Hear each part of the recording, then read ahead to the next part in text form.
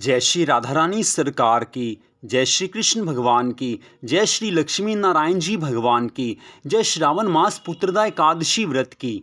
मंदिर शिव बंसी वाले महात्मा यूट्यूब चैनल की ओर से आज हम आपको श्रावण मास के शुक्ल पक्ष की पुत्रदा एकादशी व्रत की कथा को सुनाने जा रहे हैं। तो सबसे पहली बात यह है कि इस वर्ष 2023 में श्रावण मास के शुक्ल पक्ष की पुत्रदा एकादशी का व्रत 27 अगस्त दिन रविवार को आ रहा है। जी हाँ, पुत्रदा एकादशी व्रत इस वर्ष 27 अगस्त दिन रविवार को है। तो पुत्रदा एकादशी व्रत की कथा इस प्रकार है।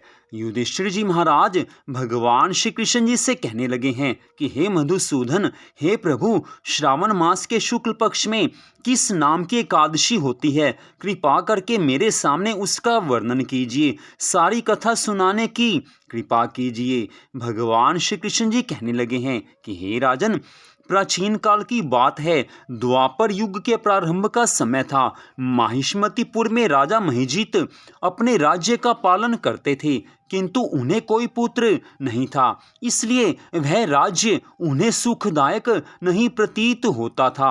अपनी अवस्था अधिक देख राजा को बड़ी चिंता हुई है। उन्होंने प्रजा वर्ग में बैठकर इस प्रकार कहा कि हे प्रजाजनों, इस जन्म में मुझसे कोई पाप नहीं हुआ। मैंने अपने खजाने में अन्याय से कमाया हुआ धन नहीं जमा किया। ब्राह्मणों और देवताओं का धन भी मैंने कभी नहीं लिया है।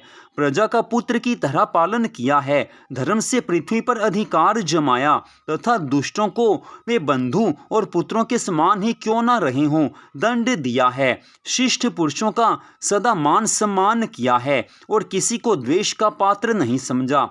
फिर क्या कारण है जो मेरे घर में आज तक पुत्र उत्पन्न नहीं हुआ? आप लोग इसका विचार करें। राजा के ये वचन सुनकर प्रजा और पुरोहितों के साथ ब्राह्मणों ने उनके हित का विचार करके गहन वन में प्रवेश किया। राजा का कल्याण चाहने वाले वे सभी लोग इधर उधर घूमकर ऋषि सेवित आश्रमों की तलाश करने लगे। इतने में ही उन्हें मुनि श्रेष्ठ लोमश जी का दर्शन हुआ। लोमश जी धर्म के तत्वज्ञ, संपूर्ण शास्त्रों के विशिष्ट विद्वान, दीर्घायु और महात्मा हैं। उनका शरीर लोम से भरा हुआ है। वे ब्रह्मा जी के समान तेजस्वी हैं। एक एक कल्प बीतने पर उनके शरीर का एक एक लोम विशीर्ण होता टूटकर गिरता है, इसलिए उनका नाम लोमश जी हुआ है।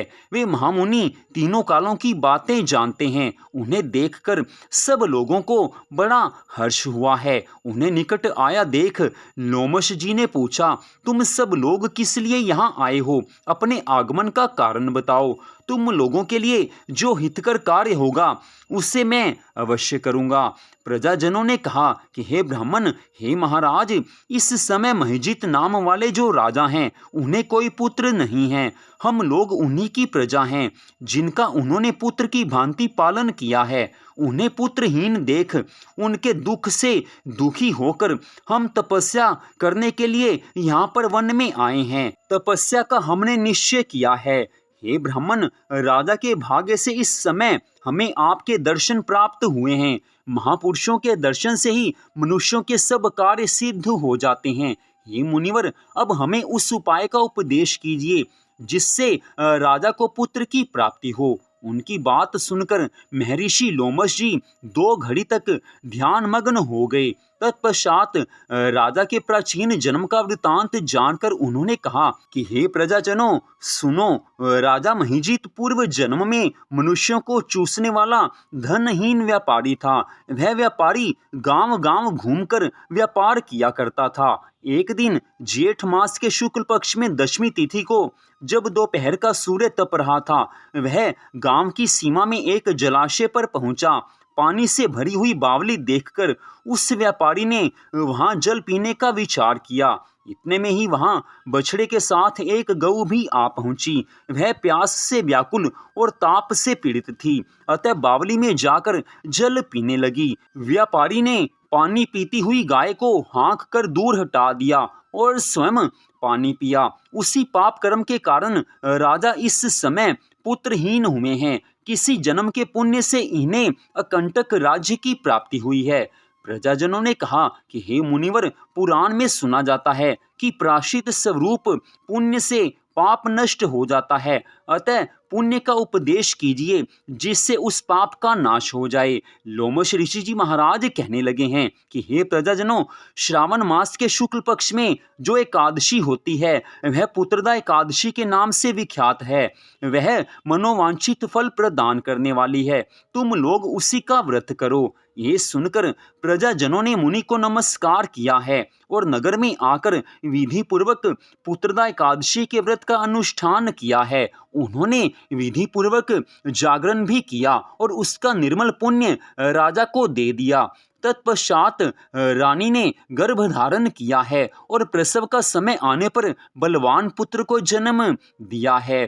इतनी कथा सुनाकर भगवान श्री कृष्ण जी धर्मराज युधिष्ठिर से कहने लगे हैं कि हे राजन, इस कथा को सुनकर मनुष्य सब पापों से मुक्त हो जाता है तथा इस लोक में सुख पाकर परलोक में स्वर्गीय गति को प्राप्त हो जाता है।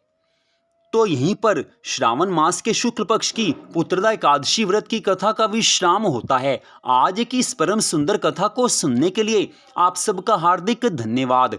भगवान श्री राधा कृष्ण जी की, भगवान श्री लक्ष्मी नारायण जी की पुत्रदा एकादशी व्रत की अनंत कृपा सदा आप सब पर, आपके परिवार पर बनी रहे। इसी मंगल कामना के साथ जय श्री राधा रानी सरकार की, जय श्री कृष्ण भगवान की, जय श्री लक्ष्मी नारायण जी भगवान की, जय श्रावण मास शुक्ल पक्ष पुत्रदा एकादशी व्रत की। ओम नमो भगवते वासुदेवाय।